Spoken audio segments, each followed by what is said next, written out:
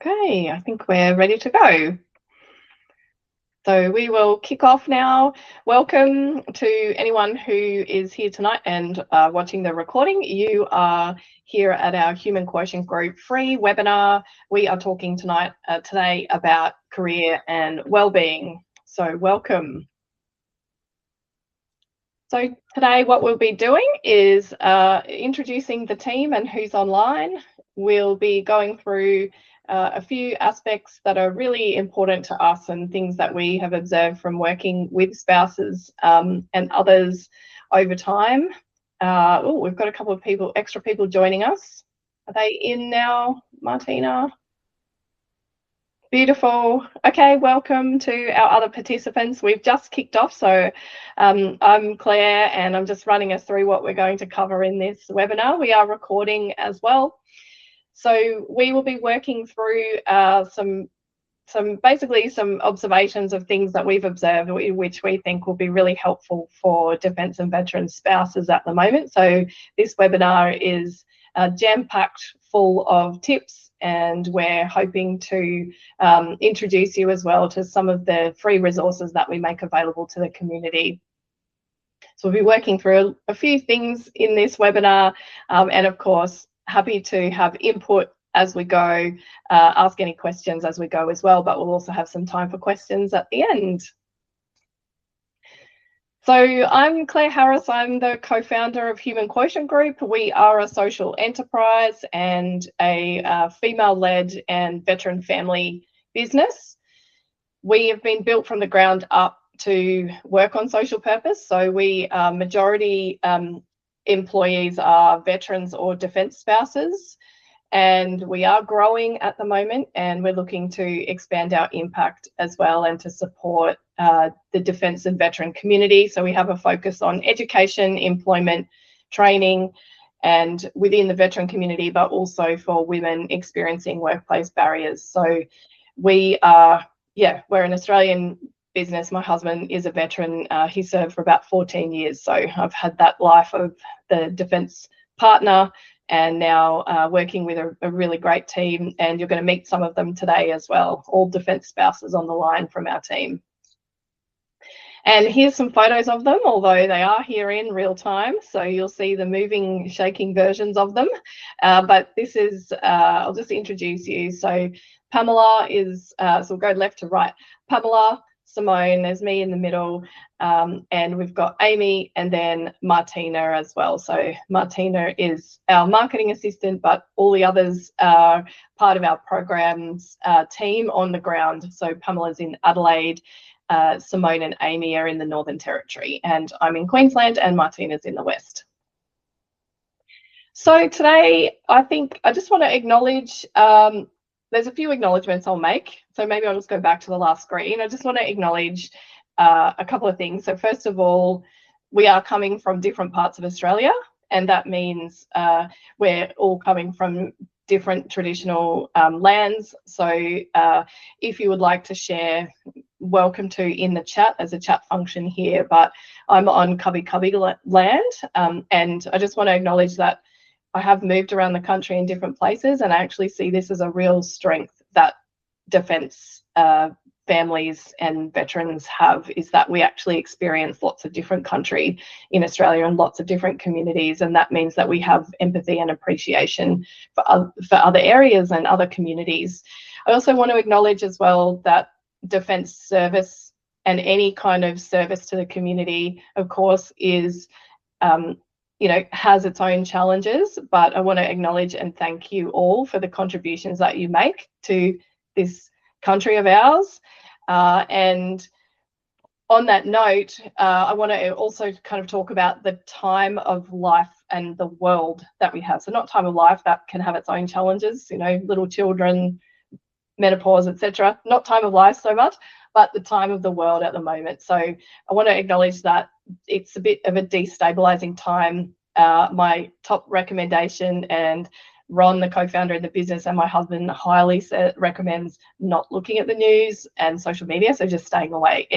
Can be a better strategy, but I want to acknowledge that we will all be feeling different things based on global politics, talk of war, you know, the day-to-day fuel crisis, everything else like that. So it's a pretty tricky time. And that is why we are focusing, doubling down within the team really around what we can control and what we choose to let in to our psyches. So very tricky, obviously, with service family and people being pulled away on potential deployments and all that sort of stuff. So I wanted to just introduce you to this thing that I found on LinkedIn, and I thought it was quite a handy approach to really dial in to thinking about this concept of what can you control. So Millie Rooney is involved in social enterprise, but she has a phrase that she constantly brings up, which is "not today, dickheads." And the idea of this is knowing that there is a lot of engineered chaos. So there are a lot of people that are stirring up things online and putting out false information and doing all of this as a way to kind of freak us all out so that they can, you know, do it for their own means. However, we can push back on this, either ignoring it or whatever.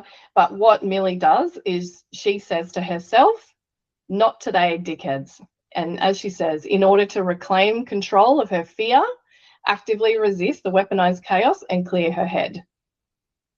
So I just wanted to put that out there here, that we endorse you finding a way, and we do it within our team as well. Everyone in our team has different ways of trying to maintain that equilibrium, you know, roll with the challenges of defence life and everything else. Definitely not easy, but having this choice and this self-agency, really important and powerful. Does anyone want to share any, like if they have any affirmations or things that they use within for themselves or their family? We use in our house Mr. Worry Thoughts, and it was actually a book that I used for my girls who have extreme worries, and it's the only time my kids are allowed to swear is when they're facing a big worry, and they are allowed to say out loud, "F off, Mr. Worry Thoughts."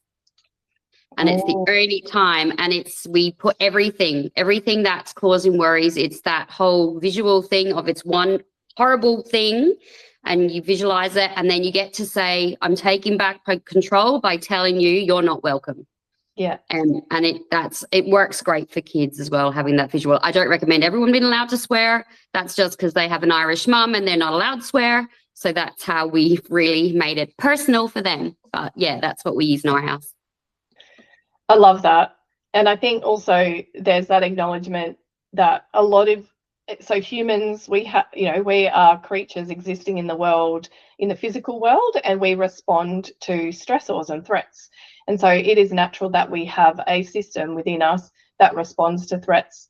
And the challenge is that we are like, how many tens of thousands of years, hundreds of thousands of years of evolution as a physical animal, but we're subjected now to all this extra stuff.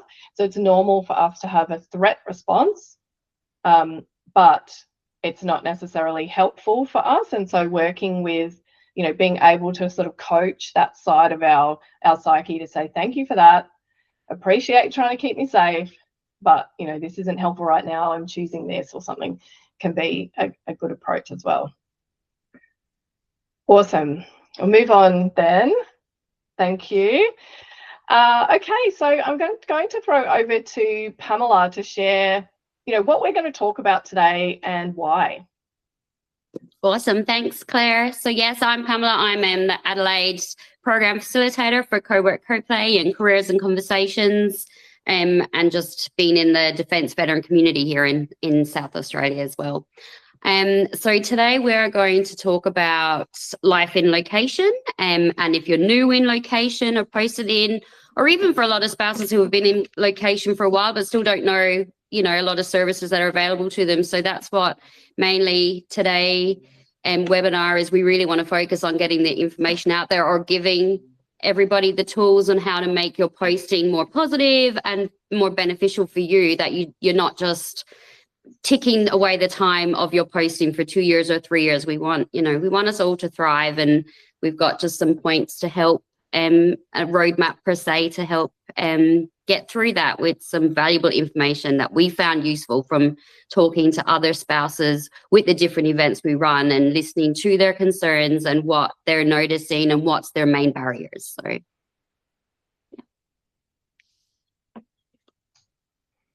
Awesome. So we've captured here a couple of things that you may or may not have heard about. So defence member and family support. Sorry, we're using an acronym there, but for a lot of current serving spouses, that's the critical point into defence. And there's a helpline and other things. We also want to broaden people's view of thinking about city councils, whether there's some veteran supports. State and territory governments are often doing things, other organisations, including not just in the veteran community. So, you know, is your local Rotary Club doing cool stuff? Is there a men's shed, a women's shed, you know? And of course, Facebook as well is a really great source of connections. Thanks, Pamela. thank you. All right, so we talk a lot about careers here at Human Quotient Group and in our programs that we run. Thanks, Amy. Amy's just popped the DMFS helpline number there. So that's, yeah, absolutely important. So one of the things that we talk a lot about is career and links to your purpose and how you use your energy every day. And for a lot of families, you know, we need dual incomes. So cost of living, things are expensive, you know, people are thinking about what kind of employment they might have. And we talk a lot in our programs about the system that you're in and acknowledging that the defence system and the veteran system, like having a life of service actually does affect careers and how, you know, how much control you feel in your life. And so I just wanted to pull up a couple of quick stats here. This is from an ADF Families survey. They do these surveys roughly every 2 years. And this is a stat from the last one that shows that there are reported challenges. Well, they've asked people what the most reported, the biggest challenges are for ADF families. The top 3, lack of control or uncertainty about the future. Let's just say that can also be something that is prevalent post-service as well. A lot of uncertainty, totally get that feeling of lack of control. So 50% of participants have noted that. ADF members' time away from home or family, big at number 2. And number 3 there is capacity to progress their careers. And so, yeah, just kind of acknowledging that this is a big issue for the defence and veteran community.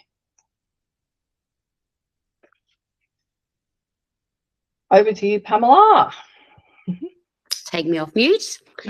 So we've gathered again a couple of lists of suggestions that we found really useful and mindful to help. One being doing our co-work co-play program is always a benefit, or coming along to one of our careers and conversations events. We have the information, but we also have the connection, which also helps. One of the main things we find really useful is PAP, so that DMFS, they have so much information about the PAP and all the benefit it gives. And also financially, it reduces the financial strain on, you know, career support and registrations. So PAP and all of the different veteran employment programs that are around in different areas. And again, we're trying to keep it, so no matter where you're posting into, these are all useful links to help you no matter where you've posted or moved to or where you're coming to us from. LinkedIn, and we do in our programs have a lot of useful tools to help with LinkedIn and the importance of it. Again, all your different state, territory governments have so many, like Workforce Australia, that have different workshops available to you.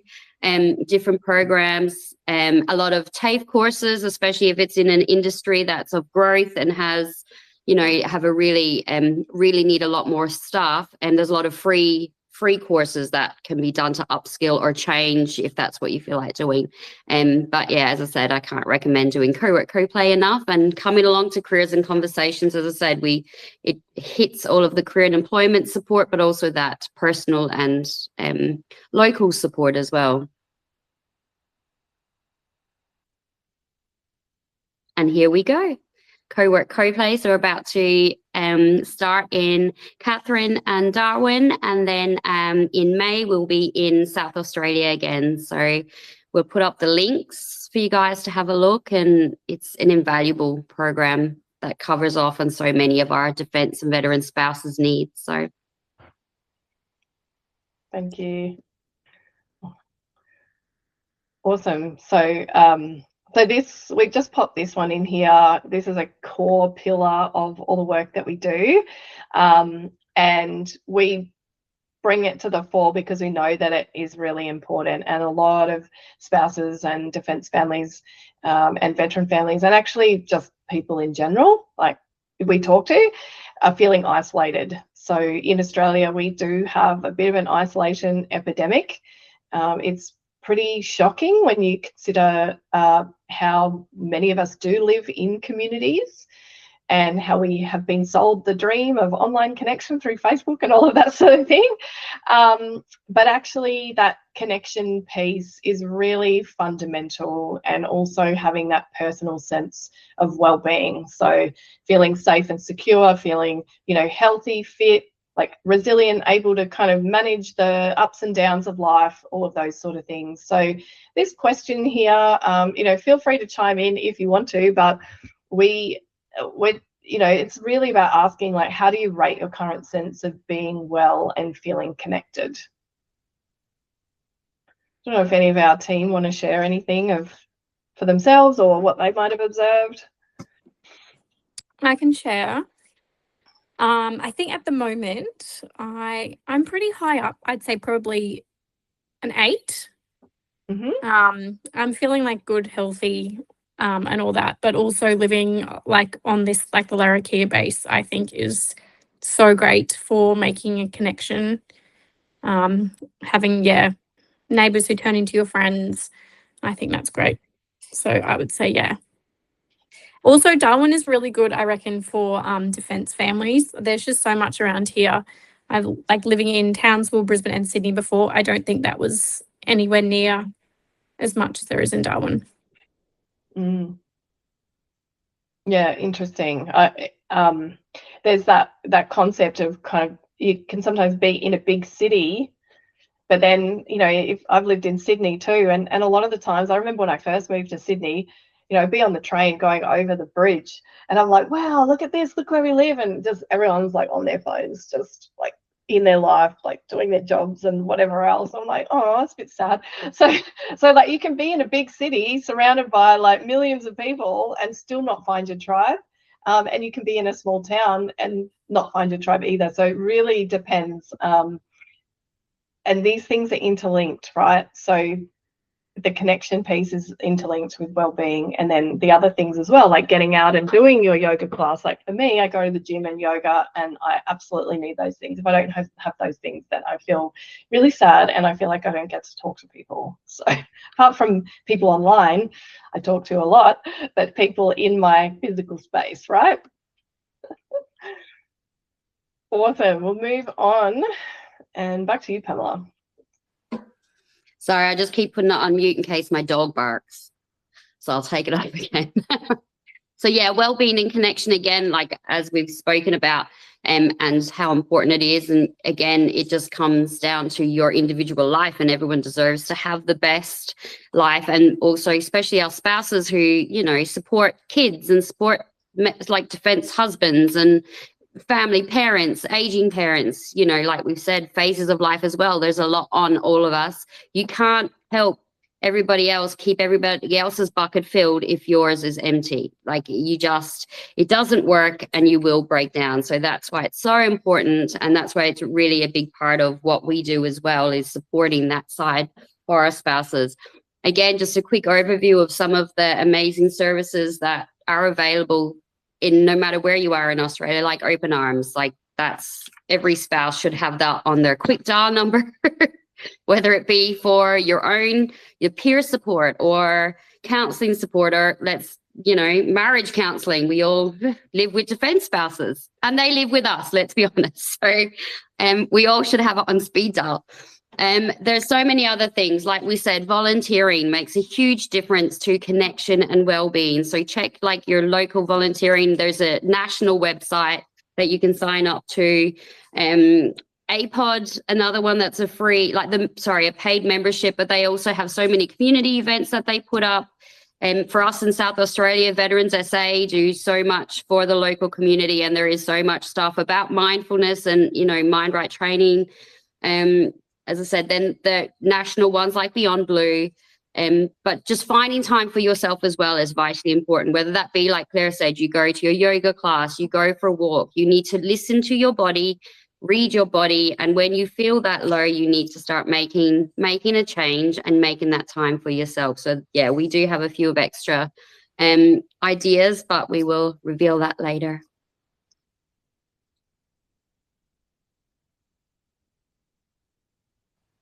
And speak positively to yourself. As I say to my girls all the time, the thoughts in your head are not always true, and your inner voice can be your biggest critic, and that's only if you let it. So whatever thoughts are in your head, I always tell my girls, think about, would you talk to your best friend like that? Would you say that comment to your best friend and feel happy? And if they say no, I say, well, why? It's not okay to talk to yourself like that. So very important that our inner voices and, you know, value what we are and who we are and the amazing jobs we do. And it will make a huge difference to your everyday well-being as well. Just having a more positive and a kinder inner voice makes a huge difference. And again, like we said before with Not Today, Dickhead, you just focus on what you can control. And there is so much we can control in our lives and positively looking at it. As I said, don't worry about tomorrow because it takes away today. So you just stay in your lane, see the positives, and we'll move forward with kindness and value. Yeah, I love all that stuff you said, Pamela, and I want to add on, for me, when I experienced a really bad injury about 10 years ago, and it was actually, I had the injury 2 weeks before Ron deployed to the Middle East, so that was like, yay, great timing. But one of the things that I had to focus on, or I learned to focus on, particularly because I was in immense pain and having to manage that, and I've used this quite a bit with people who are in, you know, really struggling and feeling like absolute crap.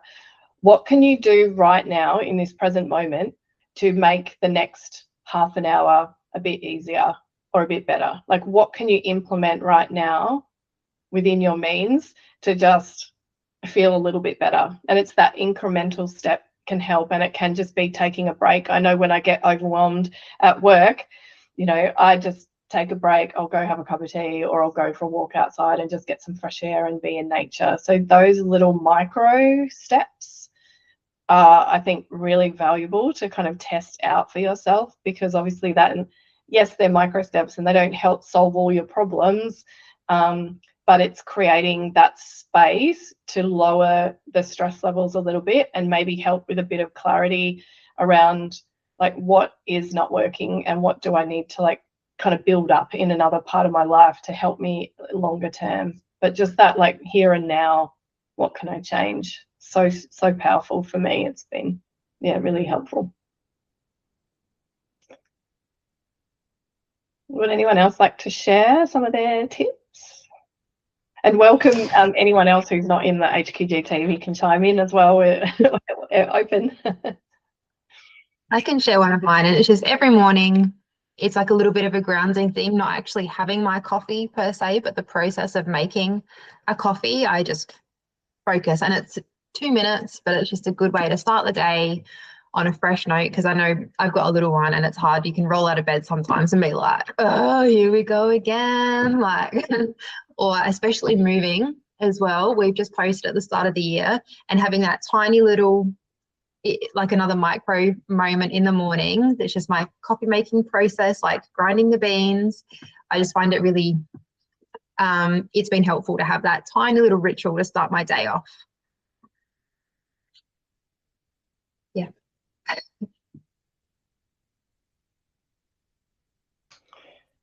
Awesome. Thank you. Yeah, I just wanted to add as well, we don't, I just want to say one little thing. We are talking about focusing on what you can control. It doesn't mean that it's all on you and that the system isn't broken around you. Just want to put that out there. This is really just about saying, like, when shit's hitting the fan and like stuff ain't working, if you can't fix the system, like, what can you control? And it's just really, we don't want to, you know, take away the acknowledgement of like how hard things are. Just life can be ups and downs, right? So yeah, so thank you. We'll move on now, and Pamela's very excited to I'm so excited to introduce to our Life in Location roadmap that we've come up with as a group, and with our top tips.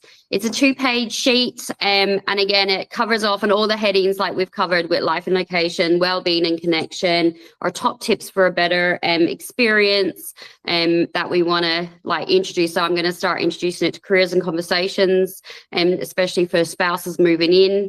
And as I said, though, it's no matter where we've designed it that no matter where you are and where you're posting to, it just gives you those key points to just give you some control and some things that you can do without even having to think about it. It's all there in writing for you. It's like, when you're feeling like, I can't make friends, I'll go back to the list and see what suggestions, what can I do to try and, you know, make it better. And hopefully we're hoping this tool will make some really positive and empowering changes for some of our spouses. So we don't have to flounder in location, we will thrive. Yeah, thanks, Pamela. And I mean, I know like you're very passionate about this because you've been working in this space for a few years now with us. What, like, we've seen, so from my perspective, we talk to a lot of people, and especially we talk to people in organizations, and they think that everybody knows. They think that everybody knows about, you know, sections within defence or sections within federal government, or, you know, but surely there people are Googling this stuff. But we're finding actually that a lot of spouses don't know about this stuff. They're not being presented this, and maybe the information is going through the serving member, but it's not coming home to the family. So I just wanted to kind of ask you to add a little bit more, Pamela, maybe about like why you're so kind of passionate about just helping, because we are not, you know, we are not the custodians of all this information, and this information already exists everywhere. Yeah. But tell me more about what prompted this. Yeah, well, as I said, like from doing co-work, co-play and careers and conversations, like you said, the amount of spouses that I get in and I talk to and who are just so isolated, don't even know about PAP, or, you know, some have not even heard of DMFS. And it's like, these are just the basic tools. And I am finding as well getting a lot of, say, foreign national spouses, and there's language barriers, and a lot of spouses now who say partner joined up later in life. And I think, you know, the spouse is so focused on trying to just get the information themselves and how they're going to do their career, they don't even think about passing on the different emails that are handed out. So as I said, just seeing some of these highly educated spouses who are saying they can't get a job. I've moved in, I can't get a job. What do I do? Who do I go to? And it's just such a waste of amazing talent. And as I said, it's just the frustration zone for a lot of spouses where like there has to be something we can do to make this process a bit easier, to gather all the information about all the different services that are available, not just through defence, but like we said, in local areas. And sometimes when you get low, you just need someone to go, here's a tool, let's follow this, let's take where you have to think, we're going to just give you this tool to work through. And hopefully then it stimulates that step-by-step change as well for that person individually, because it is hard. And we know when you're down low and you're stuck and you're trying to get your kids in school and get them perked and support them, or your spouse because they've moved into a new job and they're stressed, like the last person to be looked after is the spouse. So that's why we want to make sure that our spouses, I'm European, I talk with my hands, I'm sorry, webinar. But yeah, we just wanted to make sure we could come up with something that really would be valuable and impactful, but easy, and not 27 pages either. Like, it can't be overwhelming too, which is, as I said, a lot of us are overwhelmed anyway. So we just want something that visually is clear and has the main points. And then hopefully we'll get spouses coming back with more information they think we should add to our roadmap in the future as well. So Yeah, absolutely. Thanks, Pamela. Awesome. So, so we've talked a little bit about, this kind of focusing on yourself, what you can control, what you need, and for anyone watching this webinar who's participated in one of our events or our programs would have seen, how we talk about goals and intentions, but this intention setting is quite important. We enable people to set goals as they want to.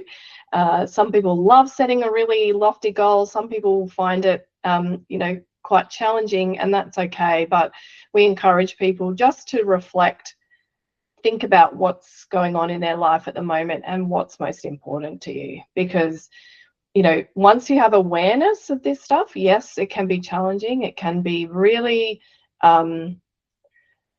confronting to actually kind of go, what, like a whole lot of stuff ain't feeling so good right now.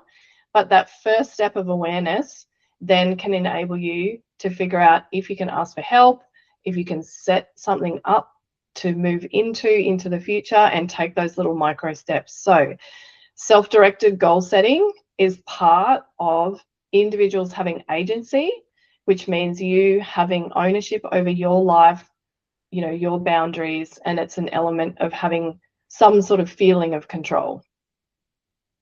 So we are just going to introduce you to one of our absolutely favourite activities within the programs, and wherever we go, we like to show people this activity. We do it at the start of a program and at the end.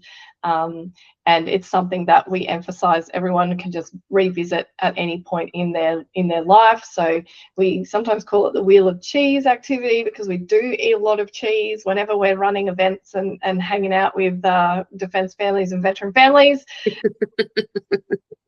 But it is called the Wheel of Life activity, and hat tip to play it. It really comes from him, and there's an online version that you can do.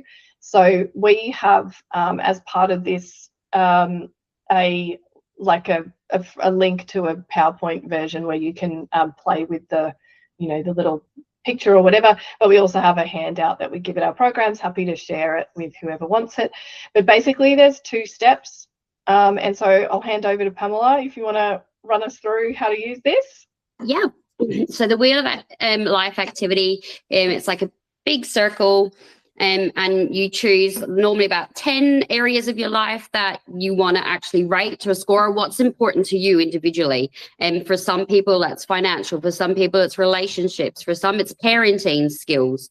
And for some, it's spiritual or, religion and education. So you choose, your main areas in your life that you want to focus on or you want to rate to see where you're standing individually. So you mark each of the areas around the wheel on the outside. Prime example, so in the different categories, so we've got hobbies, physical fitness, financial security, marriage, partner, etc.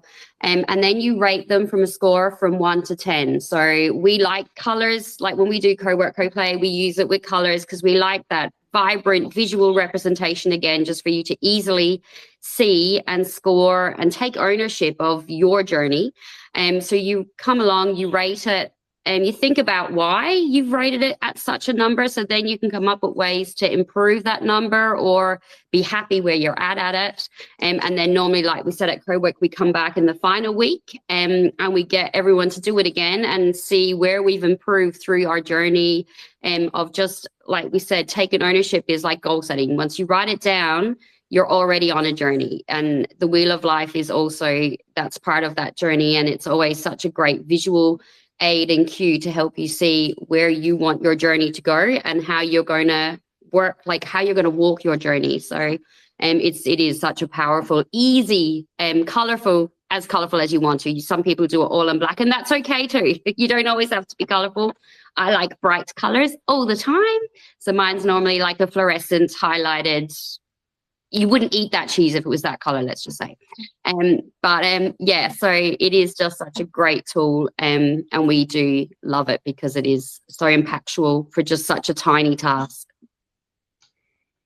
Absolutely. I'm driving the slide, so I can't put the link in the chat, but maybe someone else in the team can just grab that out of the slide deck. There's just a little link, so we can pop that in the chat as well, and people can access a simple version of it to do. So yeah, thank you. So we're kind of wrapping up the content we were going to show you and our roadmap, and talking about some of these things that we see as, you know, really helpful and hopefully valuable in the community, no matter where you live around the country. So would anyone like to share some insights? Happy to hear, you know, reflections on your experience if you're a new defence spouse, or, you know, a veteran, old and crusty, like I'm feeling a lot of the time.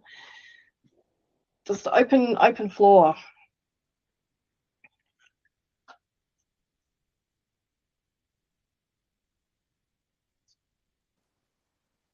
I can jump in. I am a defence spouse of 16 years and still going strong. Well, some days strong, some days not so strong. Normally stronger when he's actually deployed. Funny that.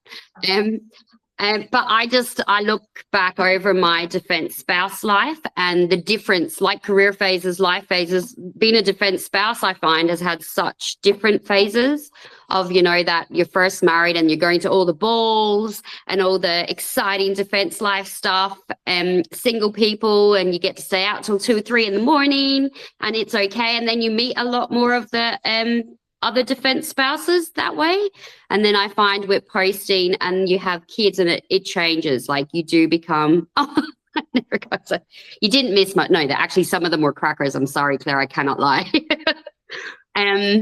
But yeah, and it just has changed so much. And then with posting, the isolation did start, and, you know, I never got the emails. I didn't know about DMFS. I didn't know so much. And that's why I think I feel so strong about as well, making sure spouses are, you know, armed with the information, because it did cause such isolation.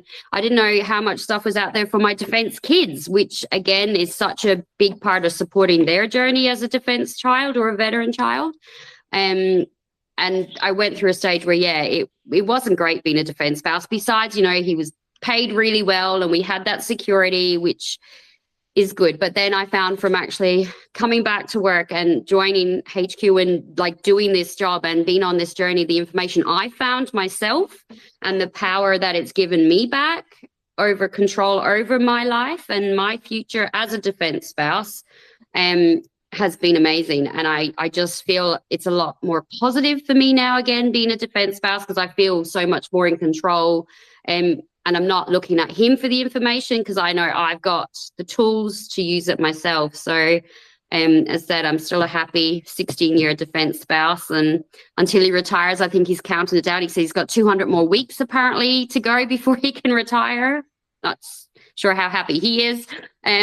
But yeah, so that's just been my defence spouse journey. And I think, yeah, it's really interesting looking and reviewing back over it as well as an older spouse.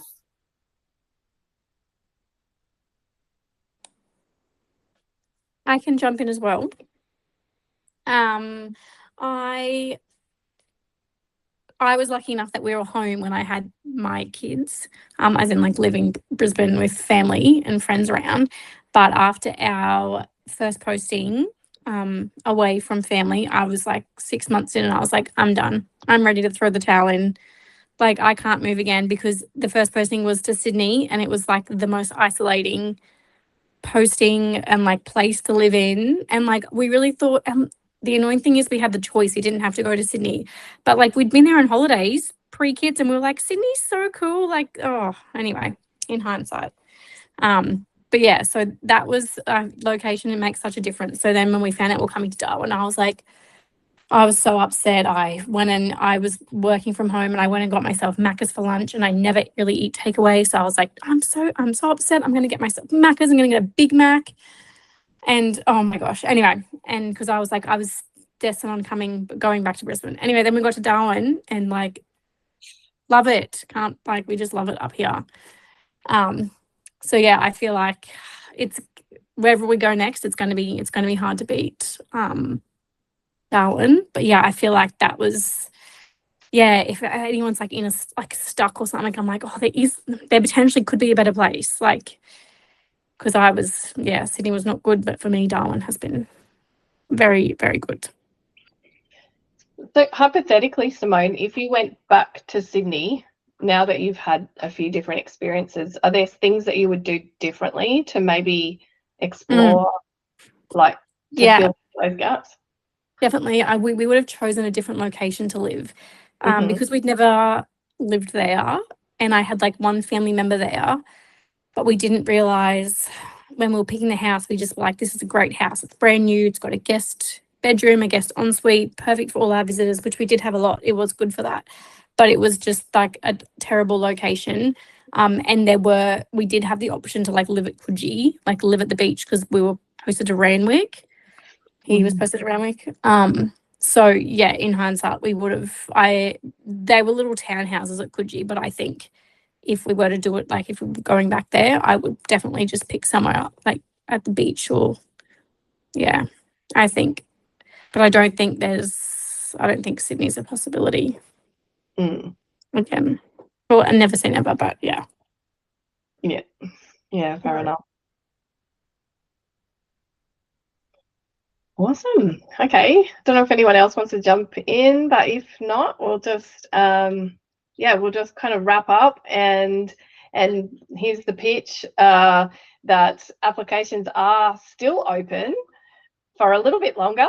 But anyway, no, we're pretty actively preparing for Darwin and Catherine programs to begin next week, which is very exciting, and first week of May in Adelaide as well. So you can still join, and if you're watching this at a later date and the program started, then feel free to reach out to us because we'd love to meet you and have you as part of our group. So so the Co-work Co-play program, for people who aren't aware of it, is an 8-week face-to-face program focused on you and what you want to achieve. So that could be career projects that you have on the go, whether it's studying or simply thinking about where you want to go next. Could be business, could be looking for a job, up to you. The program also focuses on your well-being. So a lot of the tips we've shared here, but we go deeper with some wellbeing practitioners and explain aspects of meditation and other things that could be helpful and supportive and beautiful for you. And we also focus on connections, so helping you to meet other people within the group, but also other people in the community who have your back, and you can ask for help anytime. There's actually a lot of great people out there in our different locations and communities. And we offer childcare through a creche style offering and morning tea as well. So these programs run for 3 hours on 1 day a week. So so that's the Co-work Co-play program. You can find out more online and apply. And just any questions? Well, good. Thank you very much for everyone who's joined us. And if you're watching the recording, then fantastic. And please feel free to reach out to any of us in the team, or check us out on social media as well. We're on LinkedIn, Facebook, Instagram, and we also have videos on YouTube that you can enjoy as well. So we're here. We want to help. We want to provide you with any information or any connections that you might find useful. So thanks so much for coming today. Thanks, guys. Awesome.